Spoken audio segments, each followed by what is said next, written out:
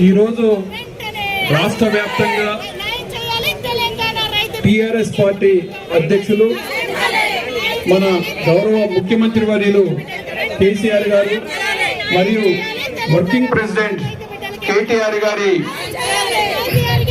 ఆదేశాలతో అలాగే మంత్రి గారు ఇచ్చేస్తారు కాబట్టి మనందరూ క్రమశిక్షణతోటి ఇంతవరకు తెలంగాణలో టిఆర్ఎస్ పార్టీ తరఫున ఎప్పుడు కూడా ధర్నా చేయలేదు. కానీ కేంద్ర ప్రభుత్వం మొండి వైఖరికి నిరసన వహిస్తారు.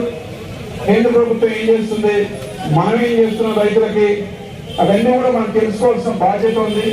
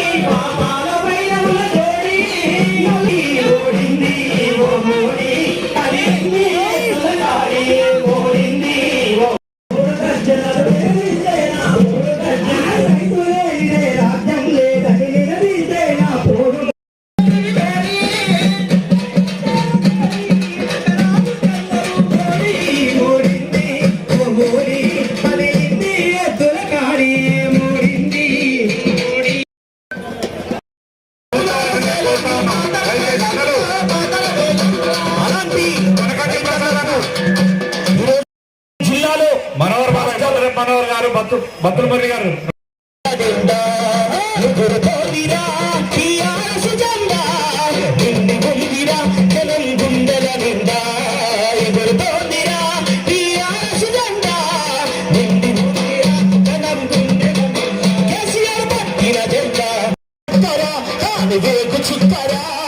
ఎగురుతోందిరా టీఆర్ఎస్ జెండా నిండి పొందిరా జనం గుండెల నిండా ఎగురుతోందిరా టీఆర్ఎస్ జెండా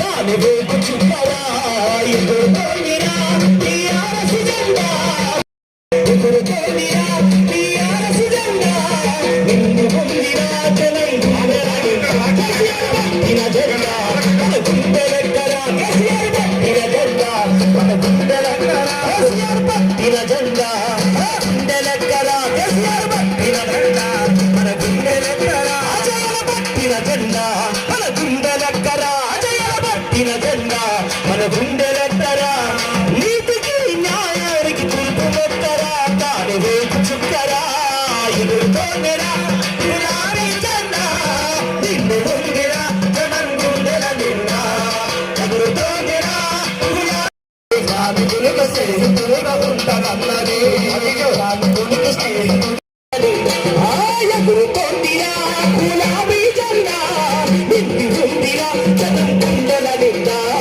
ఎగురుతోందిరా గులాబీ జెండా నిండి పొందిరా జనం గుండెల అజయల పట్టిన జెండా మన గుండెలెక్కరా అజయల పట్టిన జెండా మన గుండెలెక్కరా అజయల పట్టిన జెండా మన గుండెలెక్కరా అజయ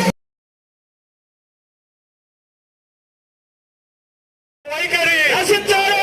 తెలంగాణ ఓట్లను వెంటనే తెలంగాణ రైతాంగ ఓట్లను వెంటనే తెలంగాణ రైతాంగ ఓట్లను వెంటనే తెలంగాణ యాసంగి ఓట్లను వెంటనే రైతాంగం తెలంగాణ రైతాంగాన్ని వెంటనే ఆదుకోవాలి.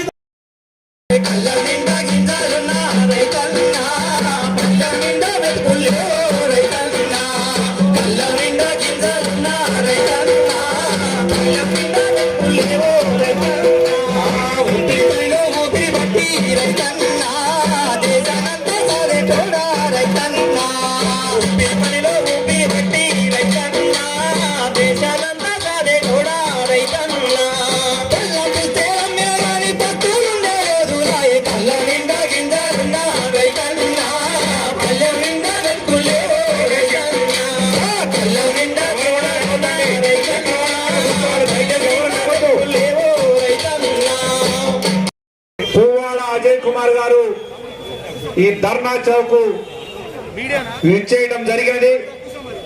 వారికి సాదరంగా ఆహ్వానం పలుకుతూ అందరూ ఎక్కడ వారు అక్కడే కూర్చోవలసిందిగా మనవి చేసుకుంటా ఉన్నాం. దయచేసి ఈ కార్యక్రమంలో పాల్గొన్నటువంటి పెద్దలు, వేదిక మీద ఉన్న పెద్దలందరూ కూడా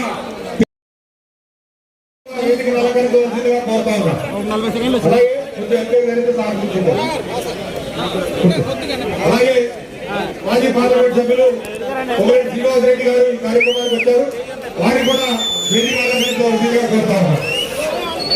మిత్రులారా, దయచేసి అవన్నీ కూడా టెంట్ చేశాం కాబట్టి అక్కడ ఉన్న మన నాయకులు కార్యకర్తలు అందరూ కూడా మీరు దయచేసి కూర్చోవాలి. అక్కడ ఉన్న వాళ్ళ రామూర్తి అందరూ కనపడతాం. మేము మధ్యలో ఉన్న నాయకులందరూ కూడా దయచేసి సహకరించాలని కోరుతాను. అందరూ కూడా ప్రారంభించాలని కోరుతా ఉన్నా. నేను చెప్పిన మాటలు మీరు అందరూ వైఖరి నశించాలి.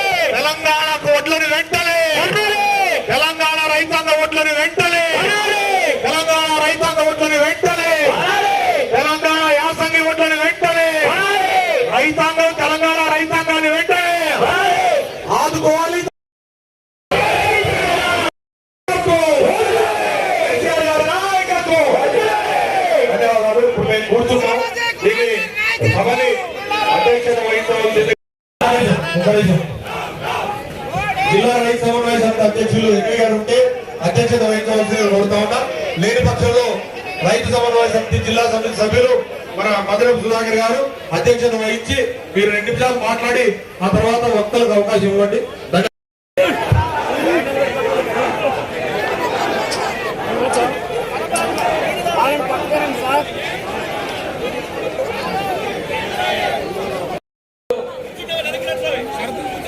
కేంద్ర ప్రభుత్వానికి నిరసనగా ఈనాడు మన ఖమ్మం శాసనసభ్యులు మంత్రి ఈ సందర్భంగా మీకు తెలియపరుస్తా ఉన్నాం.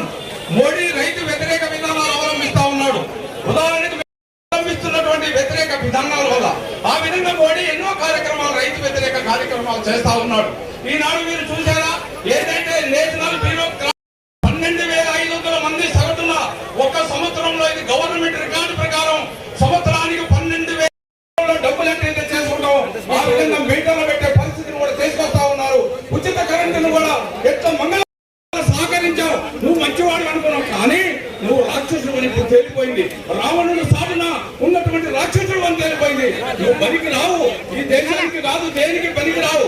ఈనాడు మొత్తం ఏదైతే ఎక్స్పోర్ట్ చేసేటువంటి రైళ్లను ప్రైవేట్ చేశావు, అనేక రకాలైనటువంటి పేరు చెప్తావు. ఒక మంత్రి, కేంద్ర మంత్రి కొడుకు మధ్యప్రదేశ్ లో, ఉత్తరప్రదేశ్ లో రైతుల పైన ఎక్కించి 4 రైతులు చచ్చినటువంటి ఈ మూర్ఖపు ప్రధాని దించే వరకు రైతులు నిద్రపోవద్దని చెప్పి నీకు ఎక్స్పోర్ట్ ఇంపోర్ట్ లేకపోవడం వల్ల ఇవాళ రైతాంగానికి లేదు. ఒక పక్క యాంత్రీకరణం చేసుకుందామంటే 30 కోట్ల ఆకర్షించి, ఓ రైతన్నా నువ్వు చుక్కలు చూసి ఇంటికి వచ్చే నీ రైతన్నల్ని చంపే అధికారం మోడీ సర్కారుకి ఎవడిచ్చాడు? మోడీ నువ్వు దిగిపోకపోతే నీ రావణుని చంపినట్టు నిన్ను చంపుతాము దసరా రోజు అని చెప్పి పరిపాలించే అర్హత లేదు. కాబట్టి ఇప్పటికి భారతదేశంలో ఇప్పటికి 14 మిలియన్ టన్నుల ఆహార ధాన్యాలు ఉత్పత్తి అవుతా ఉన్నాయి. 14 కోట్ల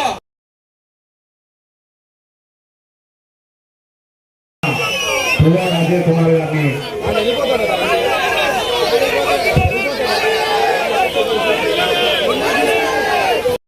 తెలంగాణ రాష్ట్రం యొక్క రైతుల ఉసురు తగలక మారదు అని చెప్పి ఈ సందర్భంగా తెలియజేస్తారు. ఏ రకంగానైతే మీరు ఉత్తరాదిలో రైతుల ఉసురు పోసుకొని ఉత్తరప్రదేశ్ లో రైతుల మీద మీ కేంద్ర మంత్రి కొడుకు కారు జీపులు పెట్టి తొక్కించి అక్కడ రైతుల్ని చంపితే, మొన్న జరిగిన దేశవ్యాప్తంగా జరిగిన ఉప ఎన్నికల్లో దాదాపు 90% అన్ని రాష్ట్రాల్లో కూడా బీజేపీ పార్టీ ఓడిపోయింది. అన్ని రాష్ట్రాల్లో ఓడిపోయింది బీజేపీ. దానివల్ల ఒక్కడ అర్థం చేసుకోవాలా, దేశంలో ప్రజలు ప్రత్యేకించి రైతాంగం ఈ కేంద్ర ప్రభుత్వం పట్ల, కేంద్రంలో పరిపాలన చేసే బీజేపీ పట్ల ఎంత ఆగ్రహంగా ఉన్నారనేది ఒకసారి ఆలోచన చేయాలని కోరుతాం. మరి నీళ్ళు వచ్చినాయి కానీ కరెంటు లేకుండే, కరెంటు ఉచిత కరెంట్ అని చెప్తే అది మన బాణవక్క బయలుదేరింది, రాజన్న రాజ్యం తెస్తా అని చెప్పి. ఆ బాణవక్క మొన్న పోతే నల్గొండ జిల్లాలో ఒక ఆయనకి ఏమన్నా అంటది, అంటే కూలికి వచ్చిన అన్నది.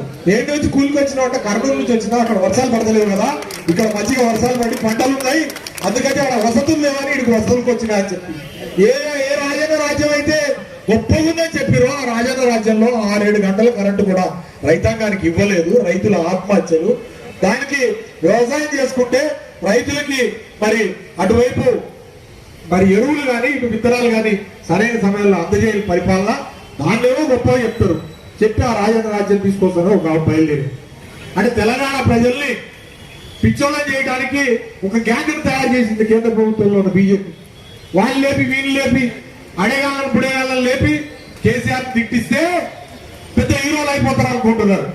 కానీ ఒక్కడు గుర్తుపెట్టుకోండి, కేసీఆర్ సింహం పండుకొనే ఉంటది, లేచిందంటే బిడ్డ వేటాడిందంటే ఆ వేట అంత భయంకరంగా ఉంటుంది అనేది ఇప్పుడు మీరు చూడబోతా ఉన్నారు. ఒక్కడికి బయలుదేరిండు, ఎవరు లేనప్పుడు తెలంగాణ అనే పదాన్ని కూడా నిషేధించారు ఆంధ్రప్రదేశ్ అసెంబ్లీలో. తెలంగాణ అంటానికి వీలు లేదని చెప్పి రూలింగ్ ఇచ్చిన స్పీకర్, తెలంగాణకు ఒక్క పైసా కూడా నిధులు మీరేం చేసుకుంటారో చేసుకోండి అని చెప్పి కిరణ్ కుమార్ రెడ్డి ముఖ్యమంత్రి అన్నాడు. కేంద్రం పరిపాలన చేసే ఢిల్లీలో ఉండే 2 పార్టీలు వాళ్ళు పైనుంచి నామినేట్ చేస్తే వస్తారు ముఖ్యమంత్రులు, అది కాంగ్రెస్ పార్టీకైనా సరే బీజేపీ పార్టీకైనా. కానీ మన ముఖ్యమంత్రి మన ప్రజలతో నామినేట్ చేయబడ్డవాడు. ఇప్పుడు కొత్తగా వచ్చిన బీజేపీ ప్రభుత్వం వీళ్ళకి రైతులన్నా, వ్యవసాయం అన్నా, రైతాంగం అన్నా వాళ్ళ మీద ఏ మాత్రం కూడా ప్రేమ లేని ప్రభుత్వాలు. వాళ్ళకి కేవలం 2 మాత్రం బ్రహ్మాండంగా ప్రేమ ఉంటాయి. ఆ 2 పేర్లు ఏంటంటే, ఒకటి అదానీ, రెండోది అంబానీ. ఈ అదానీ అంబానీలు వీళ్ళిద్దరు 2 కళ్ళుగా వాళ్ళకు కావాల్సినట్టుగా ఈ దేశంలో ఉన్న ప్రభుత్వ రంగ సంస్థలందరినీ అప్పనంగా అమ్మేసే విధంగా అన్నిటిని అమ్మకానికి పెట్టి మేము ఒడ్లు కొనం, కానీ ఎల్ఐసి లాంటి సంస్థలను అమ్మేస్తాం, బీపీసీఎల్ లాంటి సంస్థలను అమ్మేస్తాం, విశాఖ ఉక్కును అమ్మేస్తాం, ఎయిర్ ఇండియా అమ్మేసినాం, అన్ని అమ్ముతాం, తెలంగాణ ఓట్లు మాత్రం కొనం. అంటే దీని ఉద్దేశం ఏంటంటే వీళ్ళకి రైతుల గురించి ఆలోచించే శక్తి లేదు, రైతుల గురించి పట్టింపు లేదు. బాజాబ్తో చెప్తారు మా పార్టీ విధానం, మా ప్రభుత్వ విధానం వ్యాపారం, వ్యాపారస్తులు కాపాడటం మాత్రమే సాగుతూ ఉంది. కాకపోతే ఇక్కడ ఒక ఆయన ఉన్నాడు, ఆయన పేరు తొండి సంజయ్. ఆ తొండి సంజయ్ ఏమంటాడు, 60 లక్షల ఎకరాలు ఏడుంది రైతులు వ్యవసాయం, హెలికాప్టర్ ఇచ్చి పైనుంచి చూద్దు గాని అని చెప్పారంటే ఆయనకి నోట్లోంచి మాట రాదు, నోటి నిండా తంబాకు ఉంటుంది, బాబా బాబా అంటుంటాడు. ఈయన ఖమ్మం వచ్చినప్పుడు కూడా పిచ్చి ప్రలాపనం చేస్తే మనం వ్యాక్సిన్ వేసి పంపించినాం. ఒక్కడు కూడా గెలిచేది లేకుంటే అది కూడా జరంతా తప్పిపోయింది. నేను ఇందాక మా మిత్రులు చెప్తా ఉన్నా, బీజేపీ పార్టీని ఖమ్మంలో నిల్వనీయం మొలనీయం మీరు తెలంగాణ చేస్తే బిడ్డ తరిగి కొడతాం. ఖమ్మం జిల్లాలో మళ్ళొక్కసారి బయటకు వచ్చిరనుకోండి మీరు రోడ్ల మీదకి, మా ఓట్లు కొనకుండా ఒకవేళ మీరు కథలు పడాలంటే మా గులాబీ దండ ఉంది బిడ్డ, వెనకాల పడి తరిగి కొడతాం మిమ్మల్ని. మా కేసీఆర్ ఒక మాట అంటే అది పండుగ గుండె ఇద్దరికి సవాల్ చేసి చెప్తాం ఈ వేదిక ద్వారా. ఖతర్నాక్ ఉన్నాం మా గులాబీ సైన్యం. గులాబీ సైన్యం ఎట్లాంటి సైన్యం అంటే గుండెలు గుబేలమైన సైన్యం. ఎంపీలు లేకపోయినా కూడా మా గులాబీ సైన్యంతోనే తెలంగాణ వచ్చింది. ఎవరుండే ఎంపీలు మనకి ఇద్దరే ఉండే ఎంపీలు. ఇద్దరు ఎంపీలు ఉన్నా కూడా భారతదేశంలో ఉన్న 30 పార్టీలు ఒప్పించిండు కేసీఆర్. మీకు శక్తి లేదు, తప్పక ఇవాళ ఇచ్చిర్రు.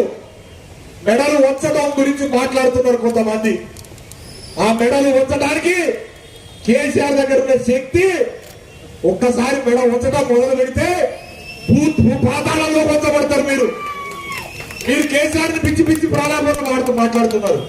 ఆయన వయసుకి కానీ, ఆయన ఉద్యమ నేపథ్యానికి కానీ, ఈ రాష్ట్రాన్ని తీసుకొచ్చిన చరిత్రకు కానీ కొద్దిగా సరే మీరు విలువ ఇవ్వకుండా ఇష్టం వచ్చినట్టు నోటికి ప్రేలాపనలు వాగుతున్నారు.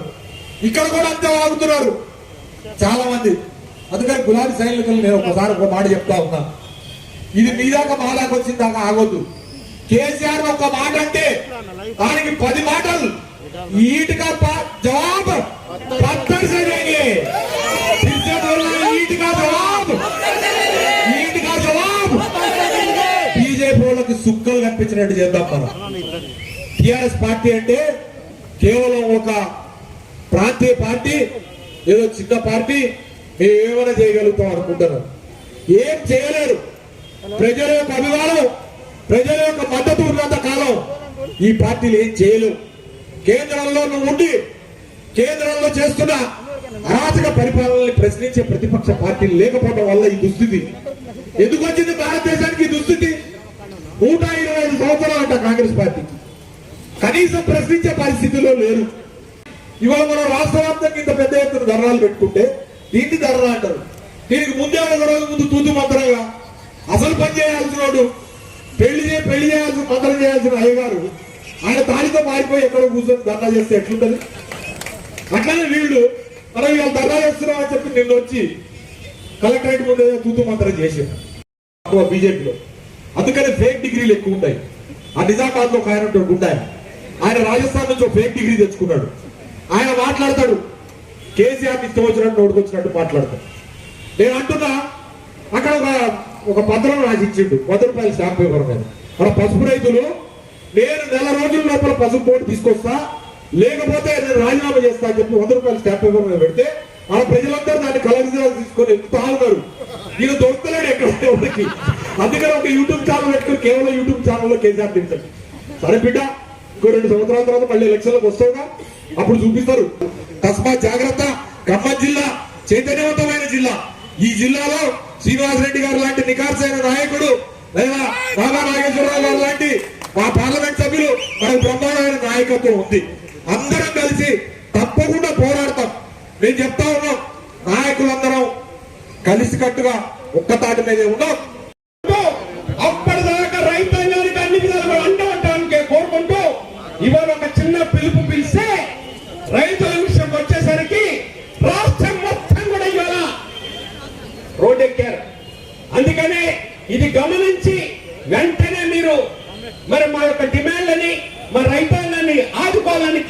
ప్రభుత్వాన్ని డిమాండ్ చేస్తున్నాం. మేము అధికారంలో ఉండి ఈ రోజు ఈ దీక్ష, ఈ నిరసన, ఈ ధర్నా చేయడం అనేది నిజంగా మాకే చిన్నతనం. అయినా ఎందుకు చేస్తున్నాం?